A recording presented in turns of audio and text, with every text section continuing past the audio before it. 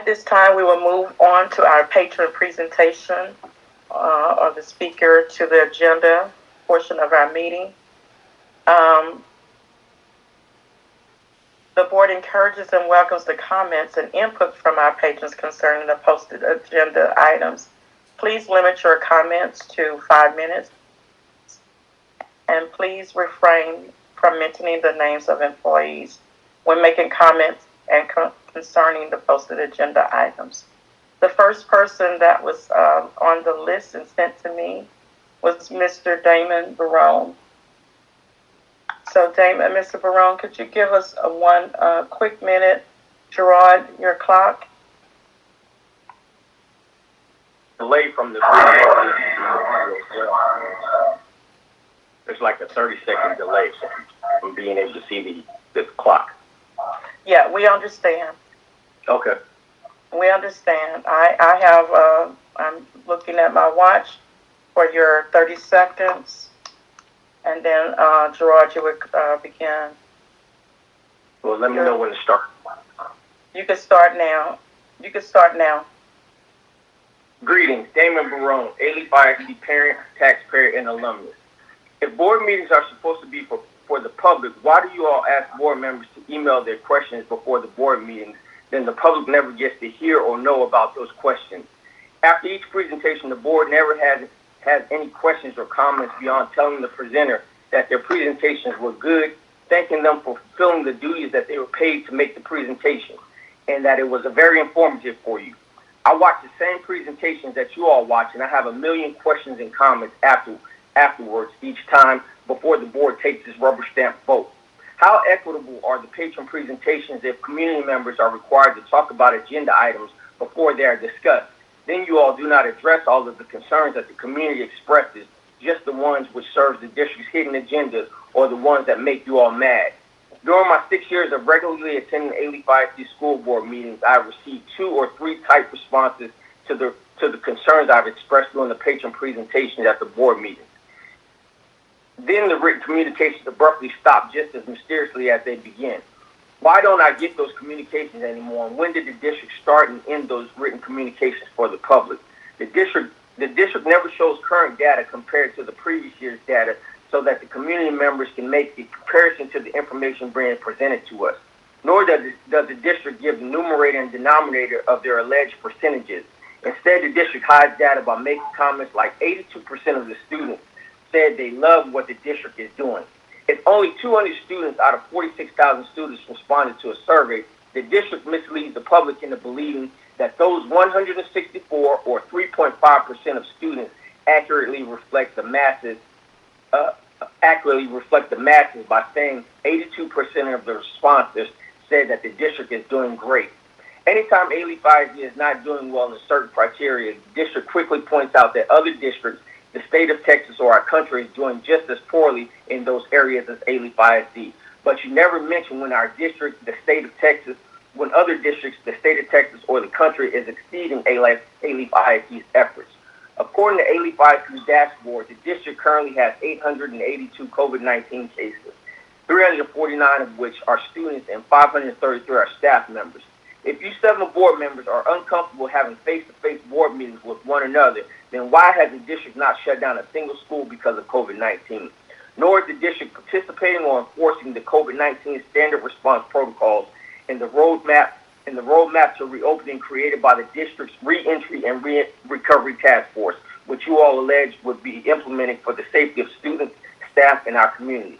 Why does the board limit the school board trustees' comments and questions to 2 minutes, but you all let your one employee, Superintendent Chambers, ramble on and chime in whenever he wants to in an effort to sway public opinion? If Superintendent Chambers wants to speak about every agenda item or agenda items in detail, then he should present those items. He is allowed to go unchecked, given the impression that Superintendent Chambers runs the board and not our elected officials. I noticed that the district does a great job of collecting data such as the risk load assessment, equity audit, annual performance report, effective school framework, and the Texas Education Agency Equity Toolkit, just to name a few. But when it's time to put the findings of the data to work in an effort to better serve our students and community, the district turns a blind eye to the data which our tax money has shown to be the problems. There are trustees on the school board with over 12 years of serving on the board, master trustees you all call them, and you all still have to ask legal counsel for advice on how to proceed with motions. You all change votes for past agenda items while in the middle of discussing other agenda items. Ask the legal counsel to explain laws, district policies, and even how to go into executive session. To add insult to injury, the school board and superintendent consistently take efforts to try and get our community and staff to lobby our state officials on behalf of the district causes while taking overt and covert efforts to silence our voices here in Alief. I'll close with this.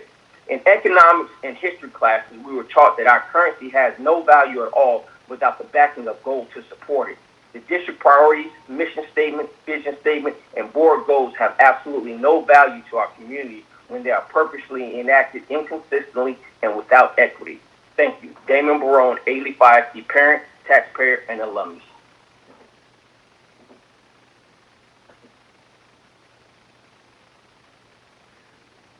Thank you, Mr. Barone, for your comment. The next person that we have presenting tonight is Ms. Deborah Hunt. Ms. Hunt? Oh, can you hear me? Yes, ma'am. Okay. Good evening. One moment, Deborah. One moment. Mr. Gerard, the time.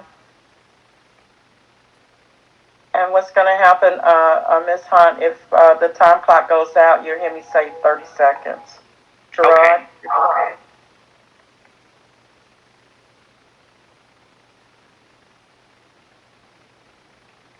Are we ready? No. Not yet. Did we lose Gerard?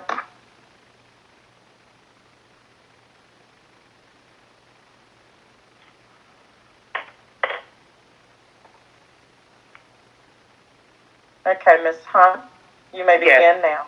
You may begin now. Tonight's board meeting agenda lists the district priorities update. What are the district priorities? As we navigate through the world of COVID-19, the board has deemed it fit to meet virtually.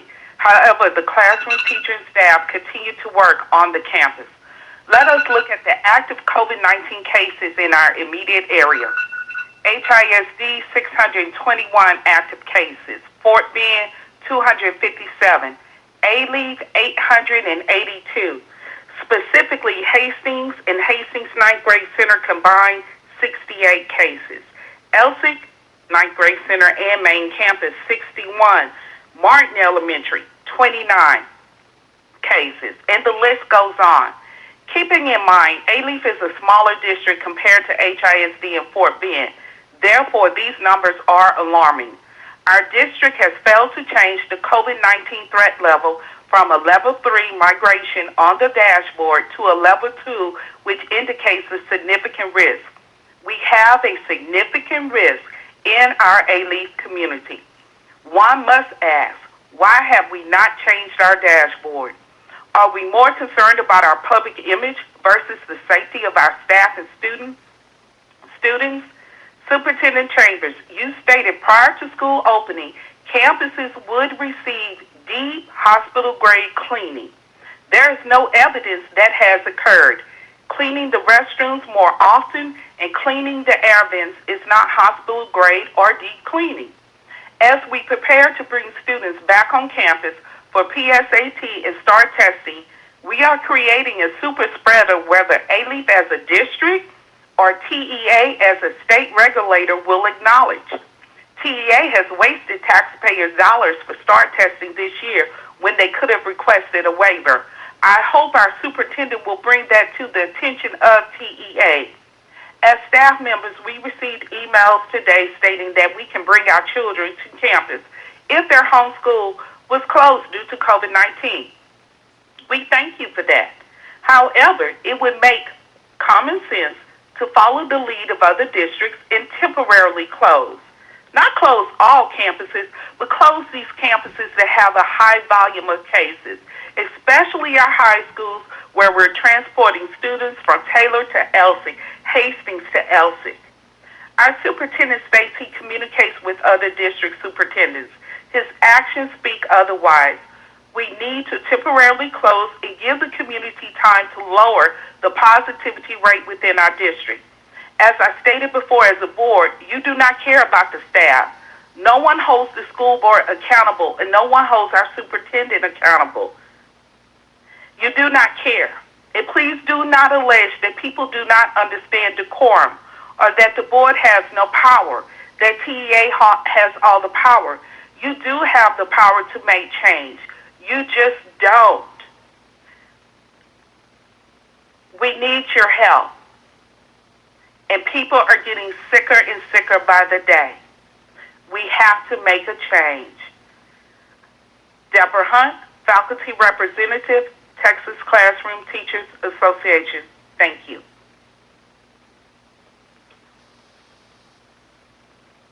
Thank you, Ms. Hunt, for your input.